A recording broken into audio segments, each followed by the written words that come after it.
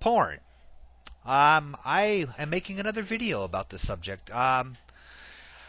I, well, it's an interesting topic to me. Actually, porn itself isn't nearly as interesting as the controversy, the anti and pro porn viewpoints, and I'm fascinated to read both sides of these issues and to hear how people react to it. It's obviously very emotional. It's a very heavy charge. I mean, people are really get upset by this, and um, in fact, next to actually biblical literalism or in creation science, I don't know of many issues that have got people as heated as this one. It's pretty interesting to me. Um, Following a recommendation from Anti-Pornography blog, I did watch the movie, what was it called? The, oh my gosh. I should have had this prepared. The Price of Pleasure. Sorry, that's what I'm not thinking clearly. So I watched that movie, and I think rather than discussing it here, I did find some issues with it. I found it interesting. It's worth seeing. I believe she has, or he has. I'm sorry, I don't know the gender of Anti-Pornography blog. And they have on their website the I think it's a playlist of the whole thing. I'm not sure if that's what it is or not. I found another source of it and watched it. So let's see here. The Price of Pleasure.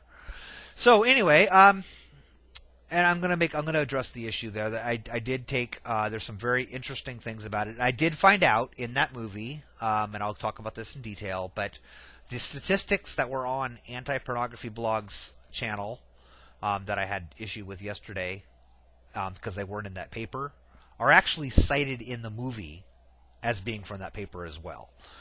So it's not entirely the stats on the channel came from the movie apparently, and the movie reported the wrong stats from the paper. In fact, they have the researchers themselves reporting the wrong stats, and I'll talk about that a little bit of detail here just in a bit. Need to keep track of my time. I don't want to go over. But anyway, so what was interesting to me? Well, for reporting, okay, just want to say the Anti-Pornography blog, first of all, has proven so far to be very reasonable. I commented very politely, very nicely, and I would enjoy continuing this discussion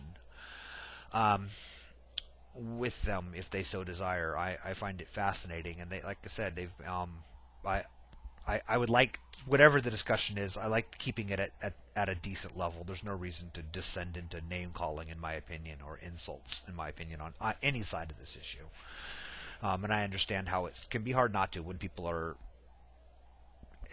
have as much emotional attachment to one side or the other of any issue. It's really hard to not descend into mudslinging. But I'd like to discuss it very much on an academic level. To me, it's interesting. So but I wanted to say this with Anti-Pornography blog, because your stats were in the movie that you reported and not in the paper, doesn't entirely let you off the hook, and I mean this in the nicest way. You cite the paper, so if you cite the paper, it's your responsibility to make sure that the paper says what you say it does.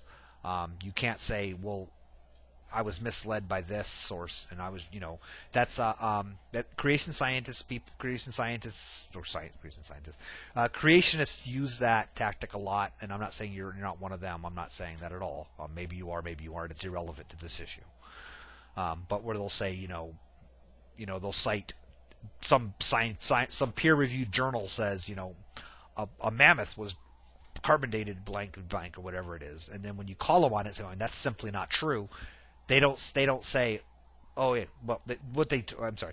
They'll say, well, but this book says it's true. It's like, but you didn't cite that book. You cited the original paper, and that's a different thing. So you're held accountable for your citations. You should be. Everybody should be.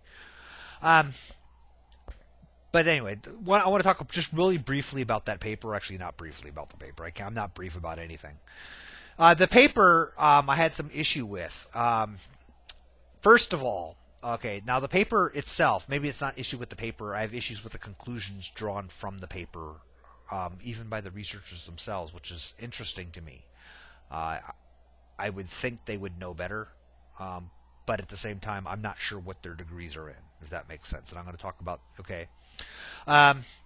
First of all, like in the movie, they mention this paper in the movie. They not by title, but they have the same researchers, and they talk about the study and what the study was, the study was conducted. And then the researchers draw conclusions about the study that are incorrect, and that's what kind of raised a red flag for me. Because of this. Now, the paper itself is fine.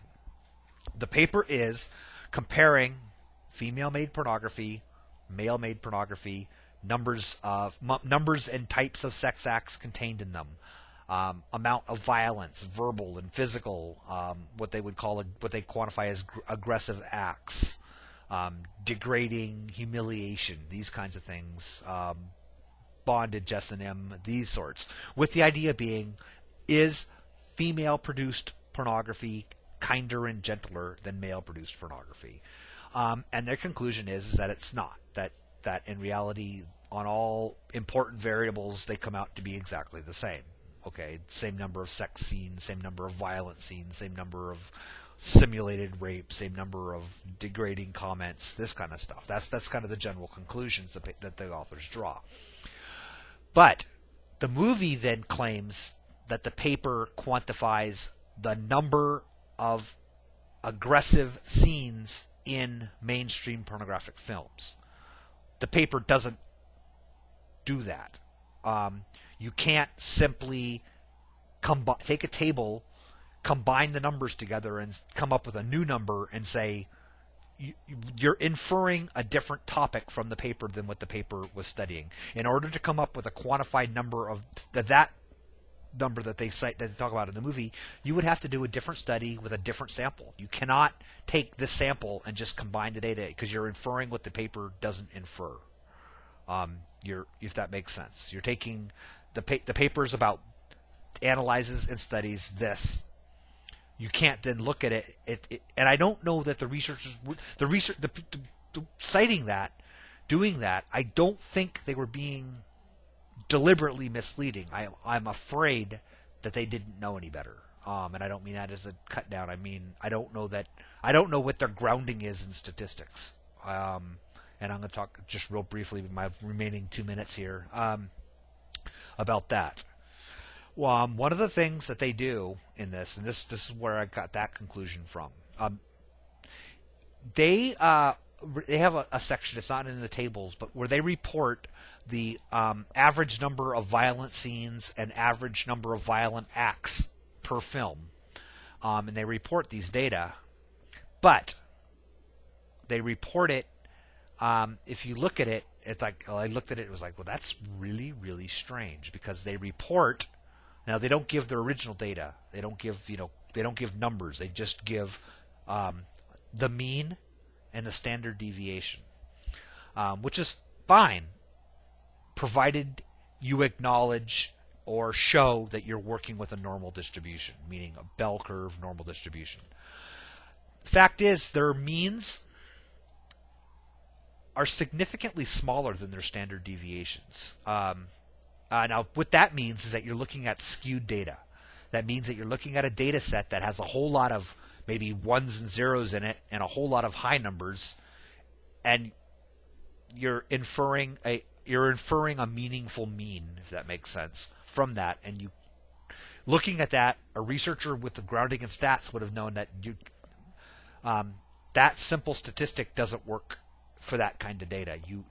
The data needed to be transformed. Something needed to be done with it. Reporting that gives a false number, if that makes sense. It's you're not adequately representing your data with that statistic. It's highly skewed, and it should have been reported differently.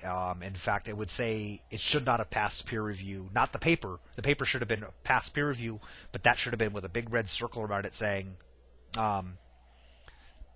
saying, redo this.